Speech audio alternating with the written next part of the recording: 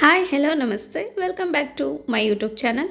August 2ನೇ ತಾರೀಕು ನಡೆಯುವಂತಹ ಕರ್ನಾಟಕ ಸ್ಟೇಟ್ ಪೊಲೀಸ್ ಇಲಾಖೆಯ ಸಿವಿಲ್ ಪೊಲೀಸ್ ಕಾನ್ಸ್ಟೇಬಲ್ ಹುದ್ದೆಗೆ ಈಗಾಗಲೇ ಹಾಲ್ ಟಿಕೆಟನ್ನು ಡೌನ್ಲೋಡ್ ಮಾಡ್ಕೊಳ್ಳೋದಕ್ಕೆ ಅವಕಾಶ ನೀಡಿತ್ತು. ಆದರೆ ಸಾಕಷ್ಟು ಪ್ರಾಬ್ಲಮ್ಸ್ಗಳು ಕ್ರಿಯೇಟ್ ಆಗಿತ್ತು. ಆ ಎಲ್ಲ ಒಂದು ತೊಂದರೆಗಳು ಸಹ ಈಗ ಸಾಲ್ವ್ ಆಗಿ ನೀವು ಹಾಲ್ ಟಿಕೆಟನ್ನು ಡೌನ್ಲೋಡ್ ಮಾಡ್ಕೊಳ್ಬೋದು. ಎಸ್, ನೀವಿಲ್ಲಿ ನೋಡ್ತಾ ಇದ್ದೀರಾ ಹಾಲ್ ಟಿಕೆಟ್ ಡೌನ್ಲೋಡ್ ಆಗಿರೋವಂಥದ್ದು. ಮತ್ತು ಹಾಲ್ ಟಿಕೆಟ್ನಲ್ಲಿ ಪರೀಕ್ಷೆ ದಿನಾಂಕ ಮತ್ತು ಸಮಯ ಬದಲಾಗಿರುವಂಥದ್ದು. ಮುಂಚಿತವಾಗಿ ಯಾರಾದರೂ ಡೌನ್ಲೋಡ್ ಮಾಡ್ಕೊಂಡಿದ್ರೆ ಆ ಒಂದು ಹಾಲ್ ಟಿಕೆಟನ್ನು ತೆಗೆದುಬಿಟ್ಟು ಈಗ ಪರಿಷ್ಕೃತಗೊಂಡಿರುವಂತಹ ಪರೀಕ್ಷಾ ವೇಳಾಪಟ್ಟಿಯ ಒಂದು ಹಾಲ್ ಟಿಕೆಟ್ ಹೊಸದಾಗಿ ನೀವು ಡೌನ್ಲೋಡ್ ಮಾಡ್ಕೊಳ್ಬೇಕಾಗತ್ತೆ. ಓಕೆ, ಇಲ್ಲಿ ಸಮಯ ನೀವು ನೋಡ್ತಾ ಇದ್ದೀರಾ 4 ಗಂಟೆಯಿಂದ 5:30 5:30 ಅಂತ ಹೇಳಿ ಚೇಂಜ್ ಮಾಡಿದ್ದಾರೆ. ಎಸ್, ಹಾಗಾದರೆ ನೀವೆಲ್ಲ ಈಗ ಪರೀಕ್ಷೆ ತಯಾರಿಯೇ ತುಂಬ ಚೆನ್ನಾಗಿ ನಡೆಸಿದ್ದೀರಾ, ಎಕ್ಸಾಮ್ ಬರೆಯೋದಕ್ಕೆ ರೆಡಿಯಾಗಿದ್ದೀರಾ. ಎಸ್, ಹಾಗಾದರೆ ಎಕ್ಸಾಮನ್ನು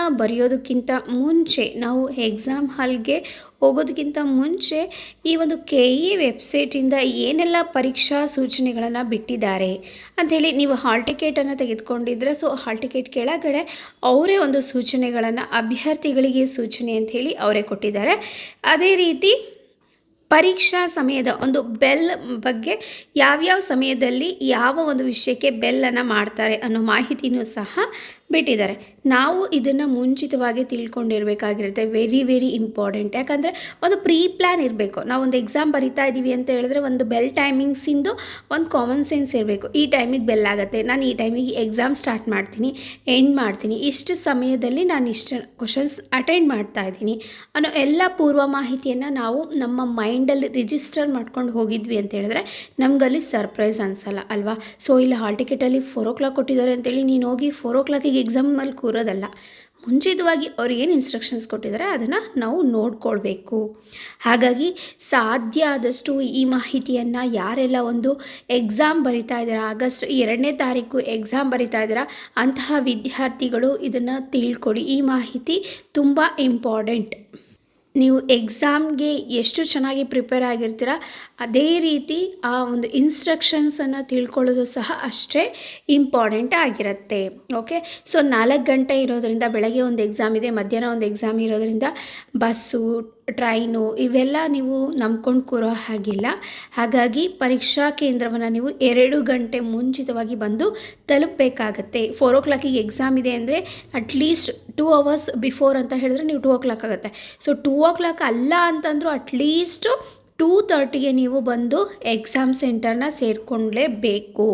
ಓಕೆ, ಯಾಕೆಂದರೆ 3:30 ನೀವು 3 o'clock ನಿಮ್ಮ ಒಂದು ಏನು ಒಳಗಡೆ ನಿಮ್ಮನ್ನು ಬಿಟ್ಕೊಳ್ಳೋಕೆ ಸ್ಟಾರ್ಟ್ ಮಾಡ್ತಾರೆ. ಎಕ್ಸಾಮ್ ಹಾಲ್ ಒಳಗಡೆ ಬಿಟ್ಕೊಂಡು ನಿಮ್ಮ ಫೇಸ್ ಅಥೆಂಟಿಕೇಷನ್ನು, ಫೇಸ್ನ ಚೆಕ್ ಮಾಡೋದು, ಫೇಸ್ ರೀಡರ್ ಆಗಿರ್ಬೋದು ಅಥವಾ ನಿಮ್ಮ ತಂಬ್ ಇಂಪ್ರೆಷನ್ ಆಗಿರ್ಬೋದು, ಈ ಥರ ಆಧಾರ್ ವೆರಿಫಿಕೇಷನ್ ಆಗಿರ್ಬೋದು, ಇದೆಲ್ಲದನ್ನು ಅವರು 3 o'clock 3:30 ಒಳಗೆ ಕಂಪ್ಲೀಟ್ ಮಾಡಲೇಬೇಕು. ಓಕೆ, 3:30 ನೀವು ಎಕ್ಸಾಮ್ ಹಾಲ್ಗೆ ಹೋಗ್ತೀರಾ. ಹಾಗಾಗಿ ನೀವು 2:30 ಅಟ್ಲೀಸ್ಟ್ 3 o'clock, ಲಾಸ್ಟ್ 3 o'clock ಅಷ್ಟೊತ್ತಿಗೆ ನೀವು ಎಕ್ಸಾಮ್ ಸೆಂಟ್ರಲ್ಲಿ ನಿಮ್ಮ ಒಂದು ಎಕ್ಸಾಮ್ ಸೆಂಟ್ರಲ್ಲಿ ಇರಬೇಕಾಗತ್ತೆ. ಅಭ್ಯರ್ಥಿಗಳು ಪರೀಕ್ಷಾ ಕೊಠಡಿಯೊಳಗೆ ಯಾವುದೇ ಒಂದು ಆಧುನಿಕ ಎಲೆಕ್ಟ್ರಾನಿಕ್ ಉಪಕರಣಗಳು, calculator, mobile phone, Bluetooth, paper, ಚೀಟಿ, ಬುಕ್ಸ್ ಇವ್ಯಾವನ್ನೂ ಒಳಗಡೆ ತೆಗೆದುಕೊಂಡು ಹೋಗಂಗಿಲ್ಲ. ಅಕಸ್ಮಾತಾಗಿ ನೀವು ಹೋಗಿ ಕುತ್ಕೊಳ್ತಿರಲ್ವ ಪ್ಲೇಸು, ಆ ಪ್ಲೇಸನ್ನು ಒಂದ್ಸರಿ ಚೆಕ್ ಮಾಡಿಕೊಳ್ಳ್ರಿ ಸುತ್ತಲೂ, ಆಯಿತಾ. ಯಾರೋ ಬೇರೆಯವರು ನಿಮ್ಮ ವಿರುದ್ಧವಾಗಿ ಏನೋ ಒಂದು ಚೀಟಿ ತಂದು ಹಾಕ್ಬೋದು ಅಲ್ವಾ. ಹಾಗಾಗಿ ನೀವು ತೆಗೆದುಕೊಂಡು ಹೋಗಿಲ್ಲ ಅಂದ್ರೂ ಸಹ ನಿಮ್ಮ ಅಕ್ಕಪಕ್ಕ ಸುತ್ತಮುತ್ತ ಎಲ್ಲ ಪ್ಲೇಸ್ನ ಚೆಕ್ ಮಾಡಿಕೊಂಡು ಕುತ್ಕೊಂಡು ಎಕ್ಸಾಮ್ ಬರೆಯೋದಕ್ಕೆ ಸ್ಟಾರ್ಟ್ ಮಾಡಿ. ಓಕೆ, ಈ ಥರ ಯಾವುದೇ ಒಂದು ಅವ್ಯವಹಾರಗಳನ್ನು ಯಾವುದೇ ವಿದ್ಯಾರ್ಥಿ ಮಾಡಬೇಡಿ. ಯಾಕಂದರೆ ಈಗ ಆಲ್ರೆಡಿ ಹಿಂದಿನ ಒಂದು ಎಕ್ಸಾಮ್ಗಳಲ್ಲಿ ಎಷ್ಟೊಂದು ಜನ ಡಿಬರ್ ಆಗಿರೋರು ಅವ್ರದ್ದು ಲಿಸ್ಟನ್ನೇ ಬಿಟ್ಬಿಟ್ಟಿದ್ದಾರೆ ಅಲ್ವಾ. ಈ ಥರ ಒಂದು ಸಮಸ್ಯೆನ ಮುಂದೆ ಮಾಡ್ಕೊಬೇಡಿ. ಎಸ್, ನಿಮ್ಮದು ಹಾಲ್ ಟಿಕೆಟ್ ಅಂತೂ ಕಂಪಲ್ಸರಿ ಇರುತ್ತೆ. ಹಾಲ್ ಟಿಕೆಟ್ ಜೊತೆಗೆ ಆಧಾರ್ ಕಾರ್ಡ್ ಅನ್ನೋದು compulsory. Aadhaar card, driving licence, passport, PAN card ಈ ಥರ ಯಾವುದೇ ಒಂದು ಆಗಿರ್ಬೋದು, ಅದರದ್ದು ಒಂದು ನೀವು ಐಡೆಂಟಿ ಕಾರ್ಡು ನಿಮ್ಮದು ಬೇಕಾಗತ್ತೆ. ಫೋಟೋನು ಸಹ ತೆಗೆದುಕೊಂಡು ಇಟ್ಕೊಂಡಿರಿ. ಸಮ್ಟೈಮ್ಸ್ ಕೆಲವೊಂದು ಕಡೆ ಕೇಳಿದ್ದಾರೆ ಫೋಟೋಸು, ಕೆಲವೊಂದು ಎಕ್ಸಾಮ್ಗಳ ಅಲ್ಲಿ ಸಮಯದಲ್ಲಿ ಅಂದರೆ ನಿಮ್ಮದು ಆಧಾರ್ದು ವೆರಿಫಿಕೇಷನ್ ಸರಿ ಆಗಲಿಲ್ಲ ಅಥವಾ ಹಾಲ್ ಟಿಕೆಟಲ್ಲಿ ಫೋಟೋಸ್ ಮ್ಯಾಚ್ ಆಗಲಿಲ್ಲ, ಏನೋ ಪ್ರಾಬ್ಲಮ್ ಆಯಿತು ಅಂತ ಹೇಳಿದ್ರೆ ಒಂದು 2 ಫೋಟೋ ಇಟ್ಕೊಳ್ಳೋದು ಬೆಟರ್ ಅಂತ ಅನಿಸುತ್ತೆ. ಓಕೆ, ನೆಕ್ಸ್ಟು ಆಧಾರ್ ಕಾರ್ಡು ಅಥವಾ ಬೇರೆ ಯಾವುದಾದ್ರೂ ಒಂದು ಡಾಕ್ಯುಮೆಂಟ್ಸ್ನ ತೆಗೆದುಕೊಂಡು ಹೋಗಿ. ಕೈ ಗಡಿಯಾರವನ್ನು, ವಾಚ್ ಮತ್ತು ಈ ವಾಚನ್ನು ತೆಗೆದುಕೊಂಡು ಹೋಗೋಂಗಿಲ್ಲ. ವಿವಿಧ ಸಮಯಗಳಲ್ಲಿ ಬಾರಿಸುವ ಎಚ್ಚರಿಕೆ ಗಂಟೆಗಳ ವಿವರಿಗಳು ಅಂದರೆ ಯಾವ ಟೈಮಿಗೆ ಏನೇನು ಬೆಲ್ ಆಗಬೇಕು ಅಂತೇಳಿ ಅವರು ಆಲ್ರೆಡಿ ಬೆಲ್ ಡೀಟೇಲ್ಸ್ ಕೊಟ್ಟಿರ್ತಾರೆ. ಆ ಡೀಟೇಲ್ಸ್ನ ನಾವು ನೋಡ್ಕೊಬೇಕಾಗತ್ತೆ.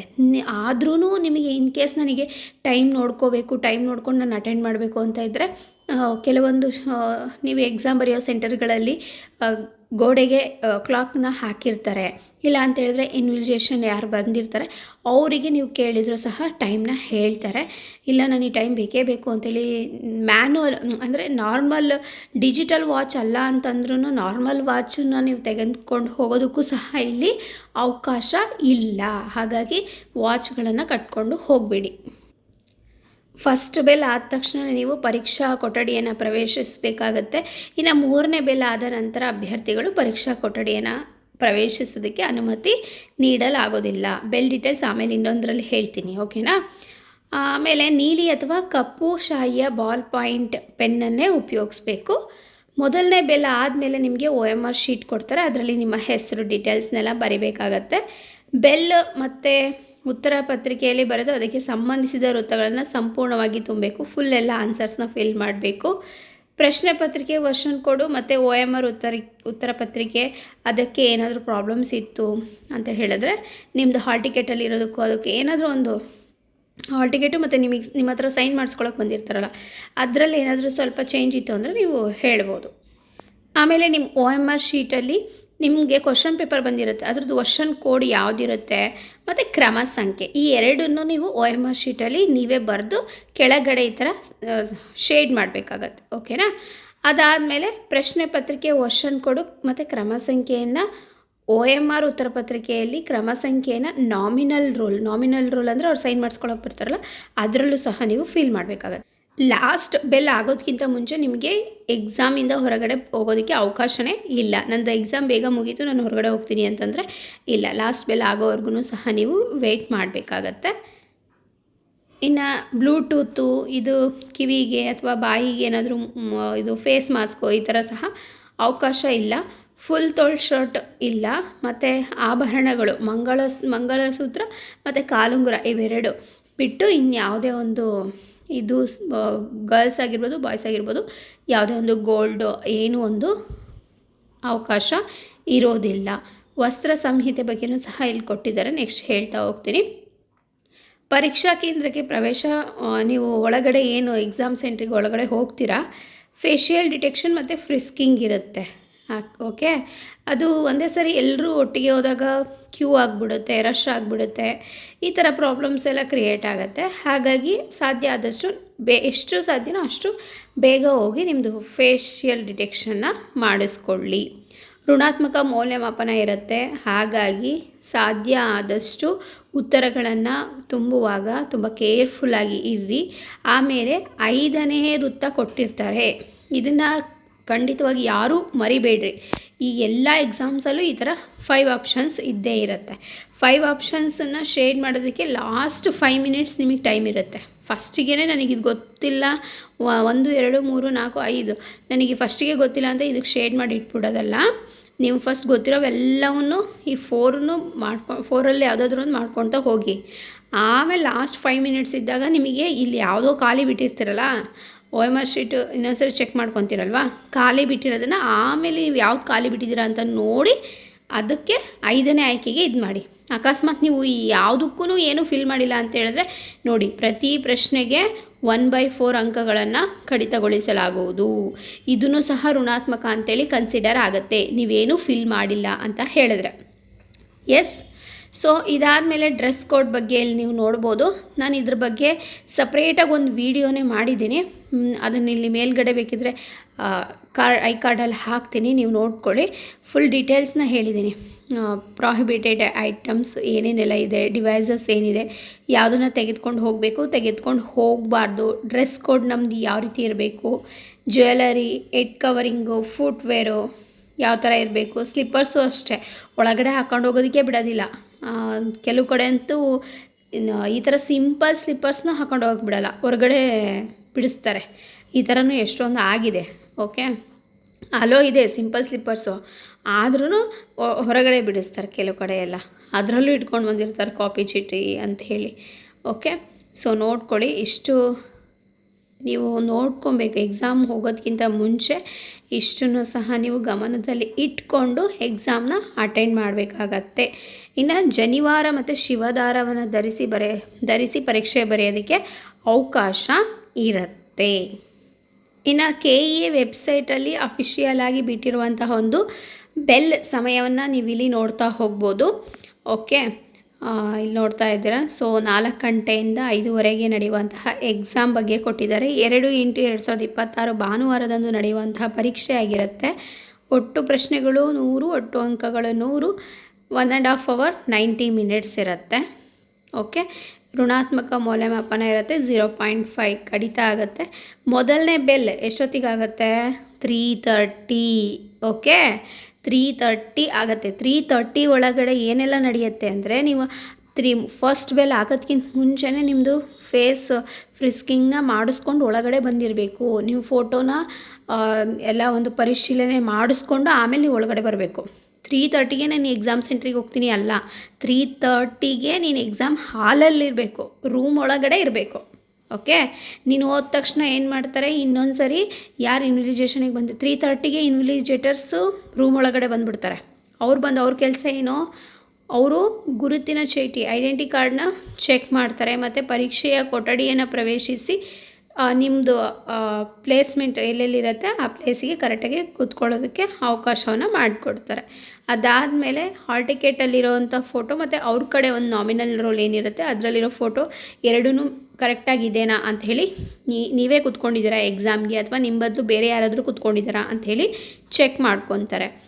ಅದಾದಮೇಲೆ OMR ಶೀಟ್ ಕೊಟ್ಬಿಡ್ತಾರೆ. ನೋಡಿ, 4 ಗಂಟೆವರೆಗೂ ವೆಯ್ಟ್ ಮಾಡಲ್ಲ, 3:30ಗೆ OMR ಶೀಟು ಕೊಡ್ತಾರೆ. 3:30 ಒಳಗಡೆ ಆ OMRಲ್ಲಿ ಏನು ಬರಿಬೇಕು, ನೀವು ನಿಮ್ಮ ಹೆಸರನ್ನು ಬರೆದಿಟ್ಕೊಂಡು ಕೂತ್ಕೊಂಡಿರ್ಬೇಕಾಗತ್ತೆ. ಆಮೇಲೆ ಅಲ್ಲಿರುವಂತಹ ನಿಮ್ಮ ಡೀಟೇಲ್ಸ್ ಎಲ್ಲ ಕರೆಕ್ಟಾಗಿದೆನಾ ಅಂತ ಚೆಕ್ ಮಾಡ್ಕೊಳ್ಬೇಕು. ನೋಂದಣಿ ಸಂಖ್ಯೆ ಬರೆದು ಸಂಬಂಧಿಸಿದ ವೃತ್ತಗಳು ಕೆಳಗಡೆ ಏನಿರುತ್ತೆ ಅದನ್ನು ಫಿಲ್ ಮಾಡಬೇಕಾಗತ್ತೆ. ಉತ್ತರ ಪತ್ರಿಕೆ ಬಂದಿರುವ ನೋಂದಣಿ ಸಂಖ್ಯೆ ಮತ್ತು ಪ್ರವೇಶ ಪತ್ರದಲ್ಲಿರುವಂತಹ ನೋಂದಣಿ ಸಂಖ್ಯೆ ಎರಡೂ ಮ್ಯಾಚ್ ಆಗುತ್ತಾ ಅಂತ ಚೆಕ್ ಮಾಡ್ಕೊಳ್ಳಿ. ಆಮೇಲೆ ನಿಮ್ಗೆ ಕೊಡೋದು ಬೇರೆಯವ್ರಿಗೆ ಕೊಟ್ಟು ಈ ಥರ ಪ್ರಾಬ್ಲಮ್ಸು ಅಥವಾ ಲಾಸ್ಟ್ 1 ಡಿಜಿಟು ಅಥವಾ ಫೇಸ್ ಒಂದೇ ಥರ ಕಾಣಿಸೋದು ಈ ಥರ ಏನೋ ಪ್ರಾಬ್ಲಮ್ಸು ಆಗಬಾರ್ದು. ಅದಾದಮೇಲೆ 2ನೇ ಬೆಲ್ಲು ನೋಡಿ, ಸೆಕೆಂಡ್ ಬೆಲ್ಲೇ 3:45 ಆಗುತ್ತೆ.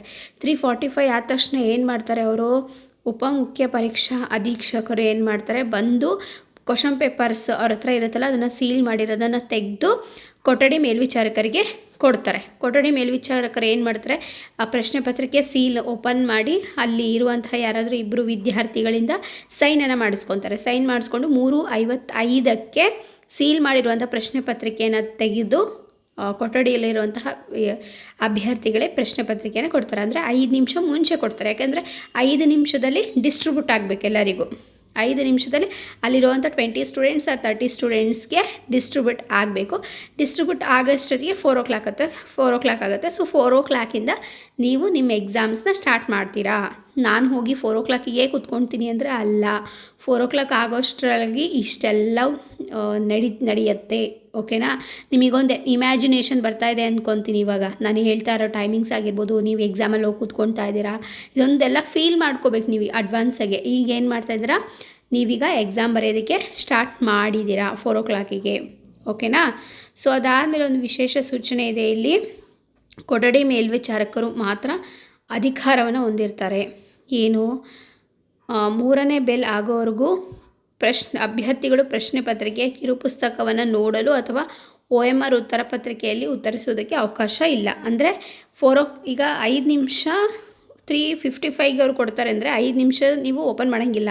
ಫಸ್ಟು ನನಗೆ ಸಿಕ್ಬಿಟ್ಟು ನಾನು ಓಪನ್ ಮಾಡಿಬಿಡ್ತೀನಿ, ಯಾರೋ ಫಸ್ಟ್ ಡೆಸ್ಕಲ್ಲಿ ಕೂತಿರ್ತಾನೆ ಅವನಿಗೆ ಫಸ್ಟ್ ಕೊಟ್ಬಿಟ್ರು ಹಂಗಂತೇಳಿ ಅವ್ನು ಓಪನ್ ಮಾಡೋದಲ್ಲ. ಎಲ್ಲ ವಿದ್ಯಾರ್ಥಿಗಳಿಗೂ ಡಿಸ್ಟ್ರಿಬ್ಯೂಟ್ ಆಗೋಷ್ಟೊತ್ತಿಗೆ 5 minutes ಆಗುತ್ತೆ. 5 minutes ಆಗೋಷ್ಟೊತ್ತಿಗೆ 4 o'clock ಆಗುತ್ತೆ. ಆವಾಗ ಮೂರನೇ ಬೆಲ್ ಮಾಡ್ತಾರೆ. ಮೂರನೇ ಬೆಲ್ ಮಾಡಿದ ಮೇಲೆ ನೀವು ನಿಮ್ಮ ಒಂದು ಉತ್ತರ ಪತ್ರಿಕೆ, ಪ್ರಶ್ನೆ ಪತ್ರಿಕೆ ಏನು ಲಕೋಟೆ ಇರುತ್ತಲ್ಲ ಅದನ್ನು ಓಪನ್ ಮಾಡಿ ಆಮೇಲೆ ರೀಡ್ ಮಾಡಬೇಕು. ನನಗೆ ಫಸ್ಟಿಗೆ ಸಿಕ್ಬಿಡುತ್ತೆ, ನಾನು ಓಪನ್ ಮಾಡಿಬಿಡ್ತೀನಿ. ಅಲ್ಲ, ಮುಂಚಿತವಾಗಿ ಯಾರೂ ಸಹ ಓಪನ್ ಮಾಡೋ ಹಾಗಿಲ್ಲ. ಓಕೆನಾ? 4 ಆದಮೇಲೆ ನಿಮಗೆ ಉತ್ತರ ಪತ್ರಿಕೆಯಲ್ಲಿ ಉತ್ತರ ಬರೆಯೋದಕ್ಕೆ ಅವಕಾಶ ಇರುತ್ತೆ. ಆಮೇಲೆ ಈ ಮೂರನೇ ಬೆಲ್ ಆಗುತ್ತಲ್ಲ, ಮೂರನೇ ಬೆಲ್ ಬರೋ ತನಕನೂ ನಿಮಗೆ ಸಮಯ ಇರುತ್ತೆ. ಅಂತ ಹೇಳಿದ್ರೆ ಅಲ್ಲಿ ಫೇಸ್ ಏನೋ ಚೆಕ್ ಮಾಡ್ತಾ ಇರ್ತಾರೆ, ಕ್ಯೂ ಇರುತ್ತೆ. ಹಾಗಾಗಿ ಮೂರನೇ ಬೆಲ್ ತನಕ ಸಮಯ ಇರ್ತದೆ. ಮೂರನೇ ಬೆಲ್ ಆದಮೇಲೆ ಏನಾದರೂ ನೀವು ಪರೀಕ್ಷಾ ಕೊಠಡಿಗೆ ಬಂದ್ರಿ ಅಂತ ಹೇಳಿದ್ರೆ ನಿಮಗೆ ಅವಕಾಶ ಇಲ್ಲ, ಮತ್ತು ಹೊರ ಹೋಗೋಕ್ಕೂ ಅವಕಾಶ ಇಲ್ಲ. ಆಲ್ರೆಡಿ ಕೂತ್ಬಿಟ್ಟಿದ್ದೀರಾ. ಸೊ ಕೂತ್ಕೊಂಡು ಏನೋ ನಾನು ವಾಟರು ಅಥವಾ ವಾಶ್ರೂಮು ಈ ಥರ ಅಂತಂದರೆ ಮೂರನೇ ಬೆಲ್ ಆದಮೇಲೆ ಯಾವುದೇ ವಿದ್ಯಾರ್ಥಿಗೂ ಒಳಗಡೆ ಬರೋಕ್ಕೂ ಅವಕಾಶ ಇಲ್ಲ, ಹೊರಗಡೆ ಹೋಗೋದಕ್ಕೂ ಅವಕಾಶ ಇಲ್ಲ. 4 ಗಂಟೆಯಿಂದ 5 ಗಂಟೆವರೆಗೂ ನಿಮಗೇನು ಎಕ್ಸಾಮ್ ಬರೆಯೋಕ್ಕೆ ಅಲ್ಲಿವರೆಗೂ ಯಾವ ಬೆಲ್ ಇರೋಲ್ಲ. 4 ಗಂಟೆಗೆ ಒಂದು ಬೆಲ್ ಇರುತ್ತೆ. ಅದು ಏನು ಅಂದರೆ ಮೊದಲನೇ ಎಚ್ಚರಿಕೆ ಬೆಲ್ಲೆ. ಅಂದರೆ 1 ಗಂಟೆ ಆಗಿದೆ ಅಂಥೇಳಿ ನಿಮಗೆ ಒಂದು ಜ್ಞಾಪನ ಮಾಡ್ಕೊಳ್ಳೋದಕ್ಕೆ ಒಂದು ಮೆಮೊರಿ ಬೆಲ್ ಅಂತೇಳಿ ಹೇಳ್ಬೋದು. ಆಮೇಲೆ 5:15ಕ್ಕೆ ಒಂದು ಬೆಲ್ ಆಗುತ್ತೆ, 5ನೇ ಬೆಲ್ಲು 5:15ಕ್ಕೆ. ಇದು ಏನು ಅಂತ ಹೇಳಿದ್ರೆ ಪರೀಕ್ಷೆ ಮುಗಿಯೋದಕ್ಕೆ ಇನ್ನು 15 ಮಿನಿಟ್ಸ್ ಟೈಮ್ ಇದೆ ಅಂತ ನಿಮಗೆ ಗೊತ್ತಾಗುತ್ತೆ. ಯಾಕಂದರೆ ನಿಮಗೆ ವಾಚಲ್ಲೋ ಇಲ್ಲ, ಏನೂ ಇಲ್ಲ. ಕೆಲವೊಂದು ಕಡೆ ಎಲ್ಲ ಗೋಡೆ ಗಡಿಯಾರ ಇದ್ದರೆ ಓಕೆ, ಗೋಡೆ ಗಡಿಯಾರ ಇಲ್ಲ ಅಂತ ಹೇಳಿದ್ರೆ ಏನೂ ಮಾಡೋಕ್ಕಾಗಲ್ಲ. ಎಷ್ಟೊಂದು ಎಕ್ಸಾಮ್ಸ್ಗಳಲ್ಲಿ ಕೆಲವು ಕಡೆ ಗಡಿಯಾರ ಇಲ್ಲ ಅಂದ್ರೂ ಹಾಗೆ ಎಕ್ಸಾಮ್ ಬಂದಿದ್ದಾರೆ ಅಭ್ಯರ್ಥಿಗಳು. ಅಂಥ ಟೈಮಲ್ಲಿ ಇನ್ವಿಜಿಲೇಟರ್ಗೆ ನಾವು 5 ನಿಮಿಷನೂ ಟೈಮ್ ಎಷ್ಟು ಅಂತ ಕೇಳೋಕ್ಕಾಗಲ್ಲ ಅಲ್ವಾ? ಸೊ ಅವರು ಅರ್ಥ ಮಾಡಿಕೊಂಡು ಒಂದು ಹಾಫ್ ಆನ್ ಅವರ್ ಆದಮೇಲೆ ಹೇಳಿದ್ರೆ ಓಕೆ. ಬಟ್ ಅವ್ರು ಟೈಮಿಂಗ್ಸ್ ಪದೇ ಹೇಳ್ತಾ ಇದ್ದರೆ ಕೆಲವ್ರಿಗೆ ಅದು ಡಿಸ್ಟರ್ಬು ಆಗುತ್ತೆ. ಹಾಗಾಗಿ ಈ ಬೆಲ್ ಸಿಸ್ಟಮ್ನ ಅವರೇ ಮಾಡಿಬಿಟ್ಟಿದ್ದಾರೆ. ಈ ಬೆಲ್ ಸಿಸ್ಟಮ್ನ ನಾವು ಅರ್ಥ ಮಾಡ್ಕೋಬೇಕು. ಈಗ ಬೆಲ್ ಆಯಿತು ಅಂದರೆ 5:15 ಆಗಿದೆ ಅಂಥೇಳಿ ನಾವು ಅದನ್ನು ಅರ್ಥ ಮಾಡ್ಕೋಬೇಕು. ಅದಾದಮೇಲೆ 6ನೇ ಬೆಲ್ ಮಾಡ್ತಾರೆ 5:25ಕ್ಕೆ. ಇದು ಕೊನೆ ಬೆಲ್ ಆಗಿರ್ತದೆ. ಈ ಬೆಲ್ಲಲ್ಲಿ ನಾವೇನು ಮಾಡಬೇಕು, 5 ನಿಮಿಷ ಟೈಮ್ ಐತೆ. 5 ನಿಮಿಷದಲ್ಲಿ ನಾವೇನು ಮಾಡಬೇಕು, 5ನೇ ಒಂದು ವೃತ್ತ ಏನಾದರೂ ಬಾಕಿ ಉಳಿಸ್ಕೊಂಡಿದ್ವಿ ನಾವು, ಯಾವುದೇ ಒಂದು ಪ್ರಶ್ನೆಗೆ ನನಗೆ ಗೊತ್ತಿಲ್ಲ ಆನ್ಸರು ಫಿಲ್ ಮಾಡಬೇಕು, 5ನೇದು ಖಾಲಿ ಇತ್ತು ಅಂತ ಹೇಳಿದ್ರೆ ನೀವು ಅದನ್ನು ಫಿಲ್ ಮಾಡೋದಕ್ಕೆ 5 ನಿಮಿಷನ ಉಳಿಸ್ಕೊಂಡಿರಬೇಕು. ಅದಾದಮೇಲೆ 5:30ಗೆ ಎಕ್ಸಾಮ್ ಕಂಪ್ಲೀಟ್ ಆಗುತ್ತೆ. 5:30 ಆದ ತಕ್ಷಣ ಏನು ಮಾಡ್ತಾರೆ, ಕೊಠಡಿ ಮೇಲ್ವಿಚಾರಕರು ನಿಮ್ಮ ಒಂದು ಆನ್ಸರ್ ಶೀಟ್ಸ್ನ ಕಲೆಕ್ಟ್ ಮಾಡ್ತಾರೆ. ಓಕೆ. ಲಾಸ್ಟು 8ನೇ ಮತ್ತು ಕೊನೆ ಬೆಲ್ಲು ಇದು ಏನು ಅಂತ ಹೇಳಿದ್ರೆ 5:35ಕ್ಕೆ ಮಾಡ್ತಾರೆ. 5:00ವರೆಗೆ ಲಾಸ್ಟ್ ಎಕ್ಸಾಮ್ ಬರೆಯೋದು. ಅದಾದಮೇಲೆ ಇಲ್ಲಿ 5 ನಿಮಿಷ ಕೊಡೋದು. ನೀವೇನು 5ನೇ ವೃತ್ತ ಇರುತ್ತಲ್ಲ ಅದನ್ನು ಫಿಲ್ ಮಾಡೋದಕ್ಕೆ 5:30ರಿಂದ 5:35 ತನಕ ಸಮಯ ಇರುತ್ತೆ. 5:35ಕ್ಕೆ ಅವರು ಎಲ್ಲ ಕಲೆಕ್ಟ್ ಮಾಡಿಕೊಂಡು ನೀವು ಪರೀಕ್ಷೆಯಿಂದ ಆರಾಮಾಗಿ ಖುಷಿಯಿಂದ ಹೊರಗೆ ಬರ್ಬೋದು. ಓಕೆ. ಆಮೇಲೆ ಆ ಒಂದು OMR ಶೀಟಲ್ಲಿ ಸುಮ್ಮನೆ ಆನ್ಸರ್ ಶೀಟ್ ಅವರಿಗೆ ಕೊಟ್ಟು ಬರೋದಲ್ಲ, ಒಂದು ಶೀಟ್ ನಮ್ಮ ಕಡೆ ಇಟ್ಕೊಂಡು ಇನ್ನೊಂದು ಕಾರ್ಬನ್ ಶೀಟ್ ನಮ್ಮ ಕಡೆ ಇಟ್ಕೊಂಡು ಮೇಲ್ಗದ್ದು ಒರಿಜಿನಲ್ ಏನಿರುತ್ತೆ ಅದನ್ನು ಕೊಠಡಿ ಮೇಲ್ವಿಚಾರಕರಿಗೆ ನಾವು ಕೊಡಬೇಕಾಗತ್ತೆ. ಓಕೆ.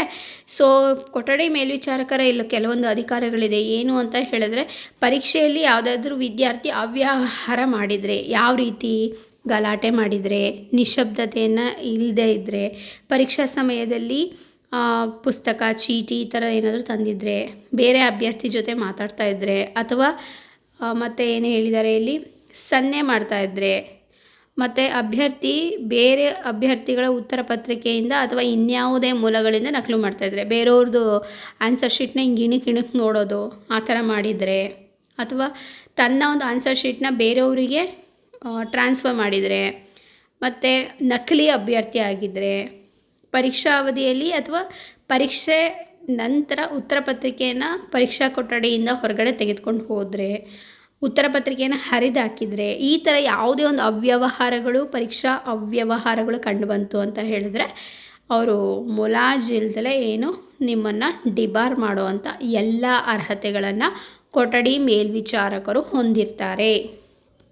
ಹಾಗಾಗಿ ಸಾಧ್ಯ ಆದಷ್ಟು ವಿದ್ಯಾರ್ಥಿಗಳು ಎಕ್ಸಾಮ್ ಬರೆಯೋದಕ್ಕಿಂತ ಮುಂಚೆ ಈ ಎಲ್ಲ ಒಂದು ಮಾಹಿತಿಯನ್ನು ಓದ್ಕೊಳ್ಬೇಕು. ಎಕ್ಸಾಮಿಗೆ ನಾವು ಎಷ್ಟು ಓದ್ತೀವೋ ಇದನ್ನು ನಾವು ಓದೋದು ಅಷ್ಟೇ ಇಂಪಾರ್ಟೆಂಟ್ ಆಗಿರುತ್ತೆ. ಓದೋದಕ್ಕೆ ಸಮಯ ಇಲ್ಲ ಅಂತ ಹೇಳಿದ್ರೆ ಈ ವಿಡಿಯೋ ಅಟ್ಲೀಸ್ಟ್ ನಾನು ಹೇಳಿರೋದಂದ್ರೂ ನೀವು ಒಂದು 10 ನಿಮಿಷ 5 ನಿಮಿಷ ಕೇಳಿಸ್ಕೊಂಡ್ರೆ ನಿಮಗೆ ಮೈಂಡಲ್ಲಿ ಒಂದು ಆಲ್ರೆಡಿ ಇಮ್ಯಾಜಿನೇಷನ್ ಬರುತ್ತೆ, ನಾನು ಎಕ್ಸಾಮ್ ಹೆಂಗೆ ಬರೀಬೋದು ಅಂಥೇಳಿ. ಸಮಯದ ಒಂದು ಪರಿಕಲ್ಪನೆ ಅನ್ನೋದು ಮುಂಚಿತವಾಗಿ ನಿಮ್ಮ ಮೈಂಡಲ್ಲಿ ರಿಜಿಸ್ಟರ್ ಆಗತ್ತೆ.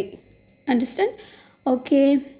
ಈ ವಿಡಿಯೋ ಇಷ್ಟ ಆಗಿದ್ದಲ್ಲಿ ದಯವಿಟ್ಟು ಲೈಕ್ ಮಾಡಿ. ಇನ್ನು ಸಬ್ಸ್ಕ್ರೈಬ್ ಮಾಡದೆ ನೋಡ್ತಾ ಇದ್ದರೆ ಸಬ್ಸ್ಕ್ರೈಬ್ ಮಾಡಿ. ಈ ಮಾಹಿತಿ ಬೇರೆಯವ್ರಿಗೂ ಹೆಲ್ಪ್ ಆಗುತ್ತೆ ಅಂತ ಹೇಳಿದ್ರೆ ಸಾಧ್ಯ ಆದಷ್ಟು ನಿಮ್ಮ ಫ್ರೆಂಡ್ಸ್ ಆ್ಯಂಡ್ ಫ್ಯಾಮಿಲಿಗೆ ಶೇರ್ ಮಾಡಿ. Thank you for watching. Keep supporting.